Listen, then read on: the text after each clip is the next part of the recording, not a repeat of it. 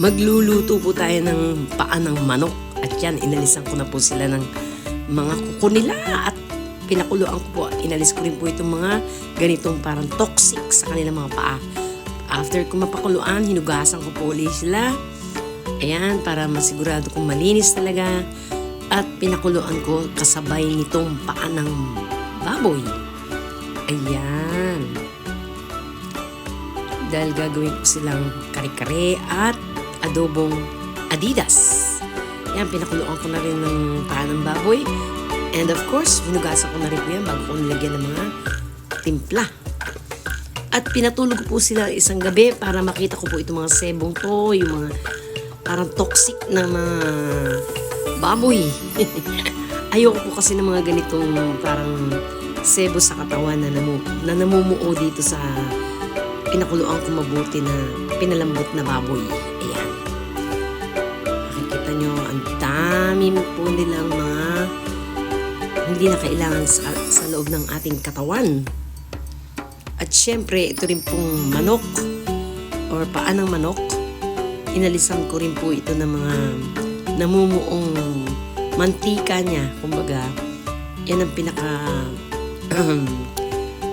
hindi na kailangan ng katawan natin.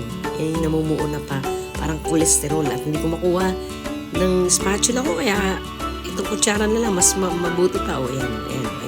Pero konti lang naman dito sa paa ng manok eh.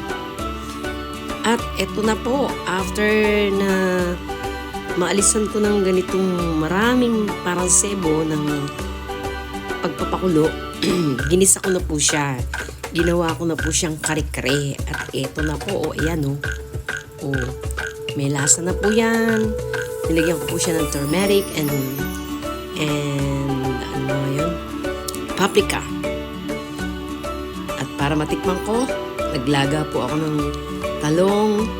Wala po akong sitaw, kaya yan ang ginamit ko. Hindi ko siya kilala kung anong gulay siya. And of course, spinach. Hindi po pechay, spinach ang nilagay ko. Kasi mas gusto ko yung spinach. Pero meron din pong pechay, later ilalagay ko.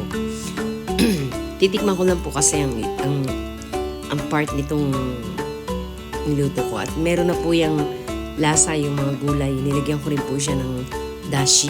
Kumbaga, pampasarap. Tikman natin tong isang piraso. Ayan, without rice. Ayan, kakainin ko po ito without rice. At natikman ko nga po ito. Naku po, super sarap ng lasa. Organic siya. At ginisa ko na rin po itong paa ng manok. Ginawa ko po siyang adobo. Of course, full of collagen po yan kasi yung pinakasabaw niyan with collagen. Ito na po. Ayan po ang kari-kari ko. Thank you for watching.